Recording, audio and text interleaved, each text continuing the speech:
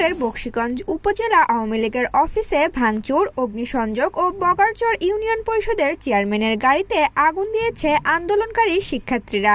রোববার দুপুরে এ ঘটনা ঘটে। দেশব্যাপী চলমান বৈষম্য বিরোধী অসহযোগ আন্দোলনের অংশ হিসেবে এক দফা দাবিতে সকাল থেকে মাঠে নামে আন্দোলনকারী শিক্ষার্থীরা। উপজেলার নূর মোহাম্মদ উচ্চ বিদ্যালয় মাঠ থেকে বৈষম্য বিরোধী শিক্ষার্থীরা বিক্ষোভ মিছিল বের করে বিভিন্ন স্লোগান দিতে থাকে। পরে বিভিন্ন সড়ক প্রদক্ষিণ করে মালিবাগ মোড়ে অবস্থিত উপজেলা আওয়ামী লীগের দলীয় কার্যালয়ে এসে ভাঙচুর ও অগ্নিসংযোগ ঘটায়। এ সময় আওয়ামী লীগের নেতাকর্মীরা কার্যালয় ছেড়ে চলে যান। অন্যদিকে উপজেলা চত্বরের সামনে থাকা বগারচর ইউনিয়ন আওয়ামী লীগের চেয়ারম্যান মাসুম প্রামাণিকের গাড়িতে আগুন দেয় আন্দোলনকারীরা। এদিকে সকাল থেকে জামালপুর শহরের বিভিন্ন মোড়ে অবস্থান নেন ছাত্রলীগ, যুবলীগ ও আওয়ামী লীগের নেতাকর্মীরা এবং বিভিন্ন সড়ক দিয়ে মোটরসাইকেল শোডাউন করে তারা।